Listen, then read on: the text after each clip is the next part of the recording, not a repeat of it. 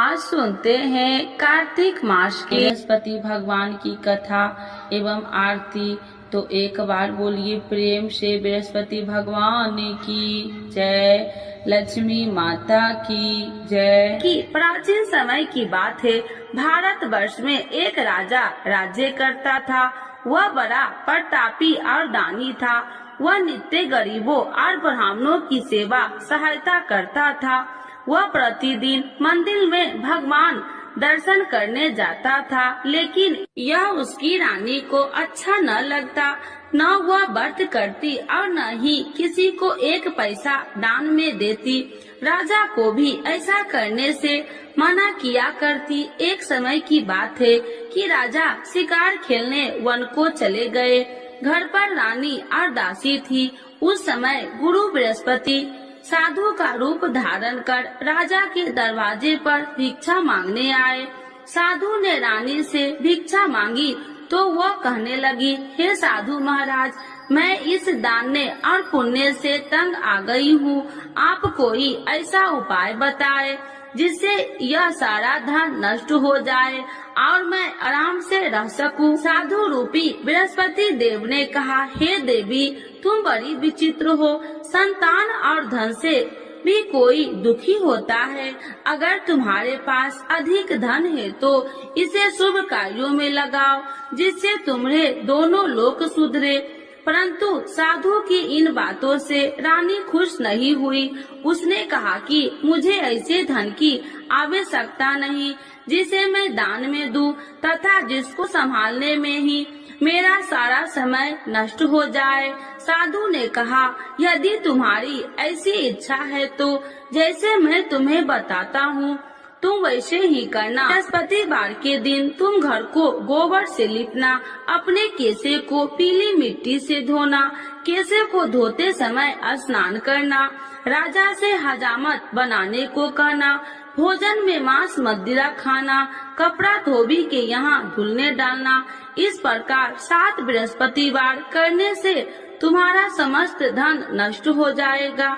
इतना कहकर साधु बने बृहस्पति देव अंतर ध्यान हो गए। साधु के कहे अनुसार करते हुए रानी को केवल 3 बृहस्पतिवार ही बीते थे कि उसकी समस्त धन संपत्ति नष्ट हो गई।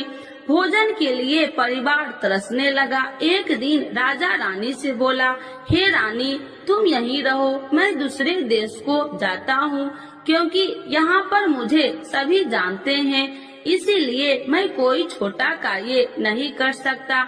ऐसा कहकर राजा परदेश चला गया। वहाँ वह जंगल से लकड़ियाँ काट कर लाता और शहर में बेचता। इस तरह वह अपना जीवन व्यतीत करने लगा। इधर राजा के बिना रानी और दासी दुखी रहने लगी। एक समय जब रानी और दासियों को 7 दिन बिना भोजन के रहना पड़ा तो रानी ने अपनी दासी से कहा, हे दासी, पास ही के नगर में मेरी बहन रहती है। वह बड़ी धनवान है। तू उसके पास जा और कुछ ले आ, ताकि थोड़ा बहुत गुजर बसर हो जाए। दासी रानी की बहन के पास गई। उस दिन बृहस्पतिवार था। रानी की बहन उस समय बृहस्पतिवार की कथा सुन रही थी। दासी ने रानी की बहन को अपनी रानी का संदेश दिया, लेकिन रानी की बहन ने कोई उत्तर नहीं दिया। जब दासी को रानी की बहन से कोई उत्तर नहीं मिला तो वह बहुत दुखी हुई। उसे क्रोध भी आया। दासी ने वापस आकर रानी को सारी बात बता दी। सुनकर रानी ने अपने भाग्य को कोसा। उधर रानी की बहन ने सोचा कि मेरी बहन की दासी आई थी, परंतु मैं उससे नहीं बोली, इससे वह बहुत दुखी हुई होगी। कथा सुनकर और पूजन समाप्त कर वह अपनी बहन के घर गई और कहने लगी, हे बहन, मैं बृहस्पतिवार का व्रत कर रही थी।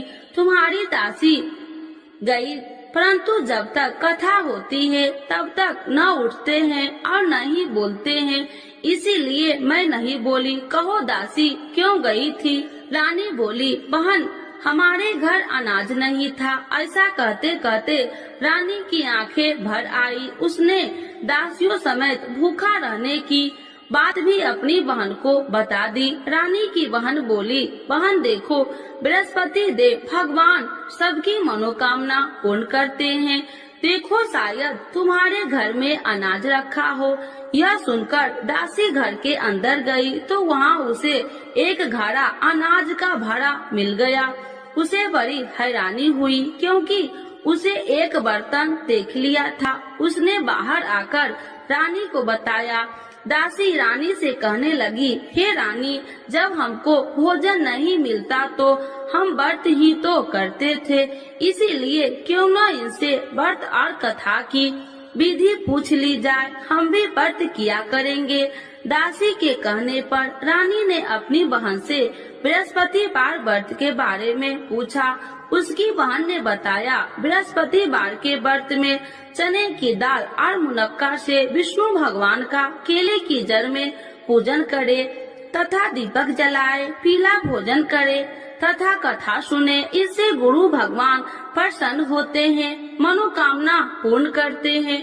व्रत और पूजन की विधि बताकर रानी की बहन अपने घर लौट आई। रानी और दासी दोनों में निश्चय किया कि बृहस्पति देव भगवान का पूजन जरूर करेंगे। 7 रोज बाद जब बृहस्पतिवार आया तो उन्होंने व्रत रखा।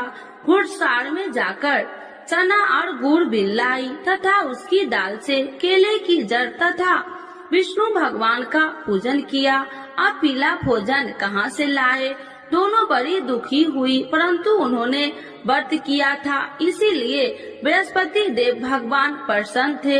एक साधारण व्यक्ति के रूप में वे दोनों थालों में सुंदर पीला भोजन लेकर आए और दासी को देकर बोली, हे दासी, यह भोजन तुम्हारे लिए और तुम्हारी रानी के लिए है, इसे तुम दोनों ग्रहण करना। दासी भोजन पाकर बहुत प्रसन्न हुई। उसने रानी को सारी बात बताई। उसके बाद से वे प्रत्येक बृहस्पतिवार को गुरु भगवान का व्रत और पूजन करने लगी। बृहस्पति भगवान की कृपा से उनके पास धन हो गया, परंतु रानी फिर पहले की तरह आलस करने लगी। तब दासी बोली, देखो रानी, तुम पहले भी इसी प्रकार आलस करती थी, तुम्हें धन रखने में कष्ट होता था, इस कारण सभी धन नष्ट हो गया। अब गुरु भगवान की कृपा से धन मिला है तो फिर तुम्हें आलस होता है। बड़ी मुसीबतों के बाद हमने ये धन पाया है, इसीलिए हमें दान पुण्य करना चाहिए। अब तुम भूखे मनुष्य को भोजन कराओ, प्याव लगवाओ, ब्राह्मणों को दान दो, कुआं, तालाब, बावड़ी आदि का निर्माण कराओ, मंदिर, पाठशाला बनाकर ज्ञान दो, कुमारी कन्याओं का विवाह करवाओ, अर्थात धन को शुभ कार्यों में खर्च करो, जिससे तुम्हारे कुल का यश बढ़ेगा तथा स्वर्ग की प्राप्ति हो और पितृ प्रसन्न हो। दासी की बात मानकर रानी शुभ कर्म में करने लगी।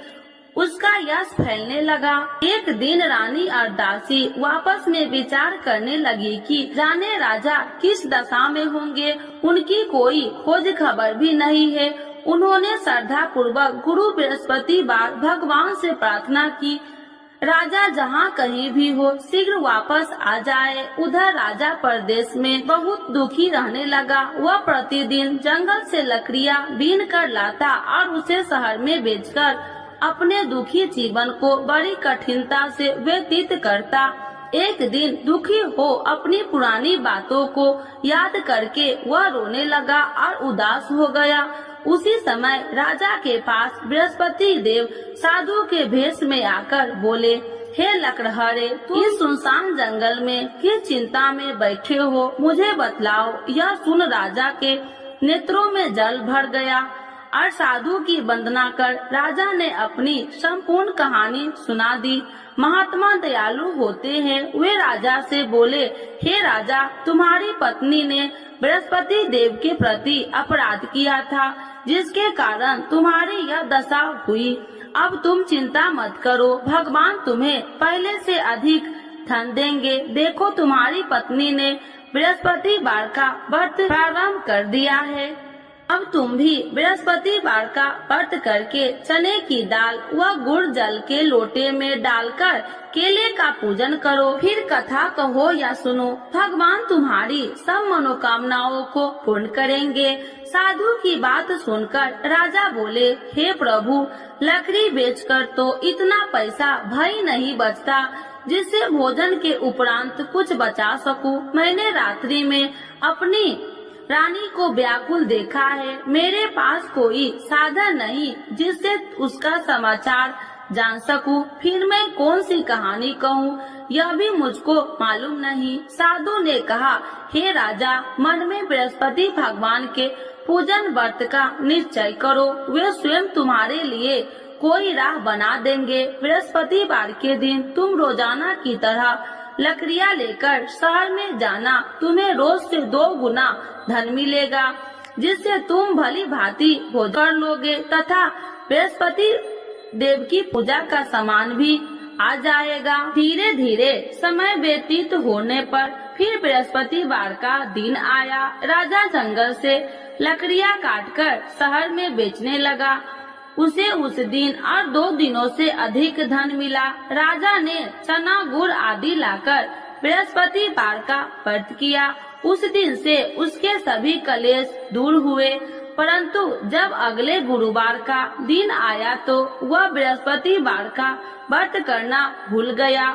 इस कारण बृहस्पति भगवान नाराज हो गए।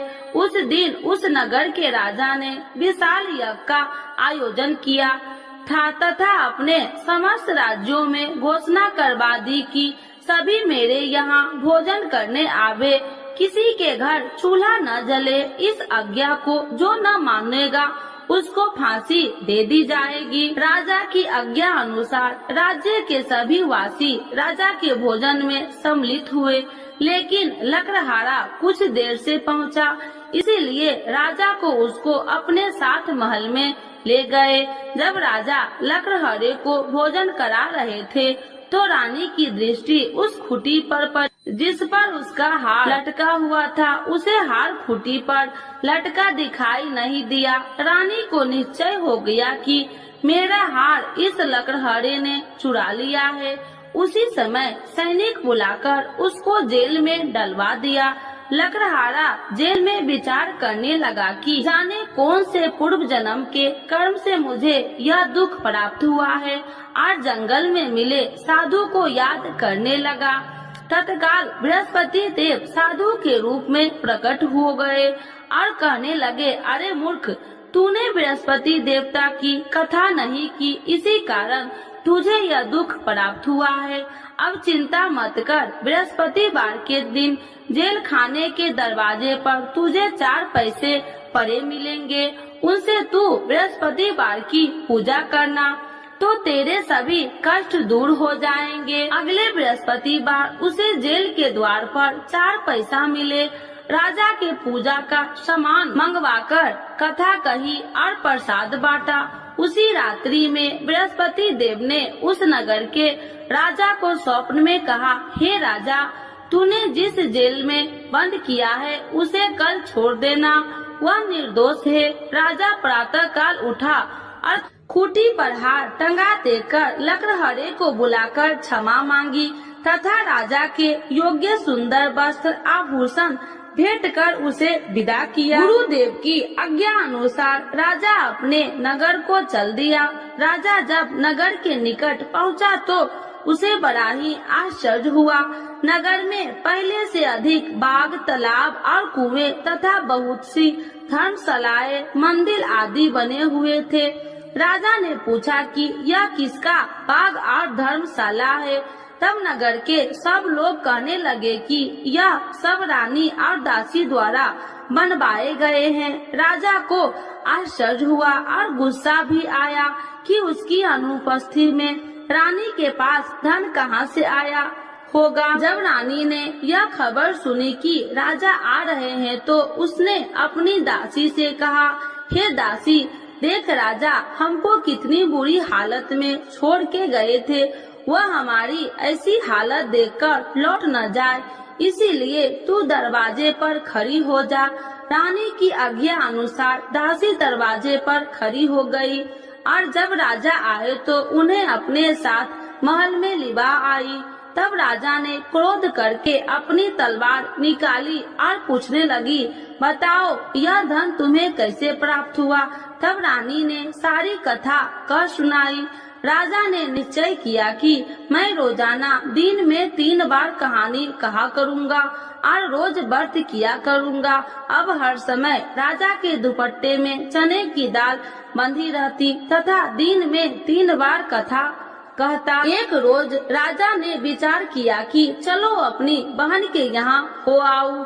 इस तरह का निश्चय कर राजा घोड़े पर सवार हो अपनी बहन के यहाँ चल दिया।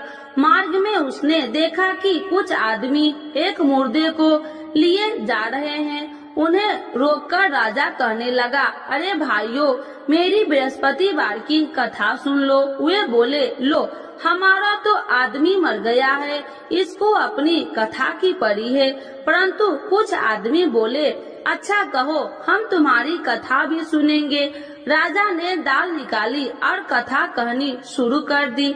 जब कथा आदि हुई तो मुर्दा हिलने लगा और जब कथा समाप्त हुई तो राम राम कह के वह मुर्दा खड़ा हो गया। राजा आगे बढ़ा, उसे चलते चलते शाम हो गई। आगे मार्ग में उसे एक किसान खेत में हल चलाता मिला। राजा ने उसे कथा सुनने का आग्रह किया, लेकिन वह नहीं माना। राजा आगे चल पड़ा। राजा के हटते ही बैल पछाड़ खाकर गिर गए तथा किसान के पेट में बहुत जोर से दर्द होने लगी। उसी समय किसान की माँ रोटी लेकर आई। उसने जब देखा तो अपने पुत्र से सब हाल पूछा।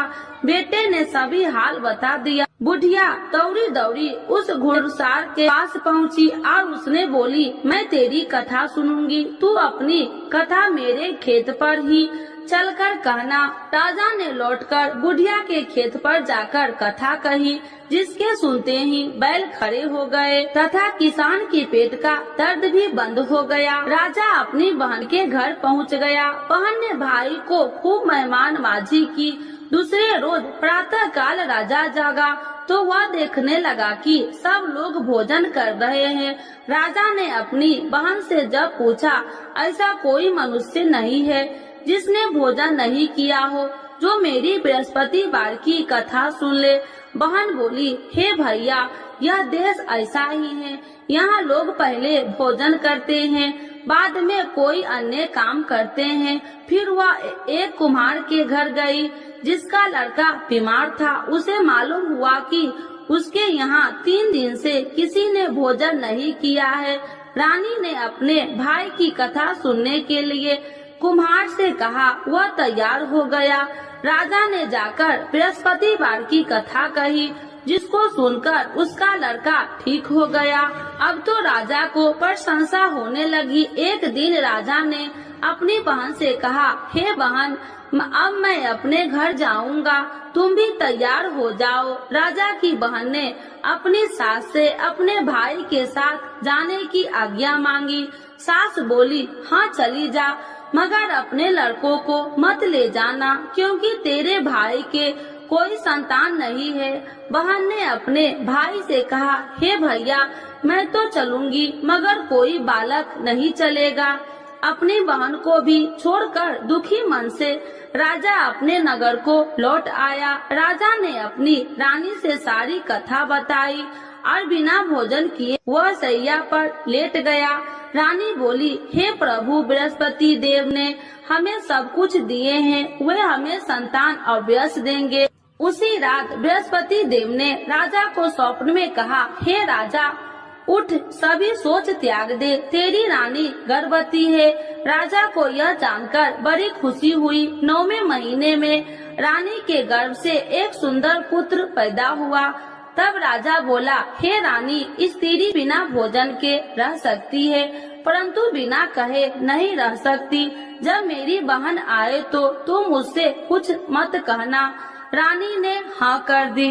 जब राजा की बहन ने यह शुभ समाचार सुना तो वह बहुत खुशी हुई तथा बधाई लेकर अपने भाई के यहाँ आई। रानी ने तब उसे आने का उलाहना दिया। जब भाई अपने साथ ला रहे थे तो तब टाल गई, उनके साथ न आई और आज अपने आप भागी भागी बिना बुलाए आ गई। तो राजा की बहन बोली, भाई मैं इस प्रकार न कहती तो तुम्हारे घर औलाद कैसे होती। बृहस्पति देव सभी मनोकामनाएं पूर्ण करते हैं। जो श्रद्धा भाव पूर्वक बृहस्पतिवार का व्रत करता है एवं कथा पढ़ता है अथवा सुनता है और दूसरों को सुनाता है, बृहस्पति देव उसकी सभी मनोकामनाएं पूर्ण करते हैं, उनकी सदैव रक्षा करते हैं। जो संसार में सद्भावना से गुरुदेव का पूजन एवं व्रत सच्चे हृदय से करते हैं, उनकी सभी मनोकामनाएं वैसे ही पूर्ण होती है जैसे सच्ची भावना से रानी और राजा ने बृहस्पति देव की कथा का गुणगान किया तो उनकी सभी इच्छाएं बृहस्पति देव जी ने पूर्ण की। अनजाने में भी बृहस्पति देव की उपेक्षा न करे, ऐसा करने से सुख शांति नष्ट हो जाती है। इसीलिए सबको कथा सुनने के बाद प्रसाद लेकर जाना चाहिए। हृदय से उनका नमन करते हुए जयकारा बोलना चाहिए। तो एक बार बोलिए प्रेम से बृहस्पति भगवान की जय, विष्णु भगवान की जय, लक्ष्मी माता की जय। आरती श्री बृहस्पति देव की। ओम जय बृहस्पति देवा, स्वामी जय बृहस्पति देवा। छीने छीने भोग लगाऊं, छीने छीने भोग लगाऊं, कदली फल में बा। ओम जय बृहस्पति देवा, तुम्हें पूरन परमात्मा, तुम्हें अंतर्यामी, स्वामी तुम्हें अंतर्यामी। जगत पिता जगदीश्वर, जगत पिता जगदीश्वर, तुम सबके स्वामी। ओम जय बृहस्पति देवा, चरणामृत निज निर्मल, सब पातक हरिता। स्वामी सब पातक हरिता, सकल मनोरथ दायकी, सकल मनोरथ दायकी। कृपा करो भरता। ओम जय बृहस्पति देवा, तन मन धन अर्पण कर, जो जन शरण पड़े। स्वामी जो जन शरण पड़े, प्रभु प्रकट तब हो करे, प्रभु प्रकट तब हो कर, आकर द्वार खड़े। ओम जय बृहस्पति देवा, दीन दयाल दयानिधि, भक्तन हितकारी। स्वामी भक्तन हितकारी, पाप दोष सब हरता, पाप दोष सब हरता, भव बंधन हारी। ओम जय बृहस्पति देवा, सकल मनोरथ दायकी, सब संशय तारो। स्वामी सब संशय तारो, विषय विकार मिटाओ, विषय विकार मिटाओ, संतन सुखकारी। ओम जय बृहस्पति देवा, जो कोई आरती तेरी प्रेम सहित गावे। स्वामी प्रेम सहित गावे, ज्येष्ठ आनंद बंद सो, ज्येष्ठ आनंद बंद सो, सो निश्चय पावे। ओम जय बृहस्पति देवा, स्वामी जय बृहस्पति देवा। बृहस्पति भगवान की जय, विष्णु भगवान की जय, लक्ष्मी माता की जय।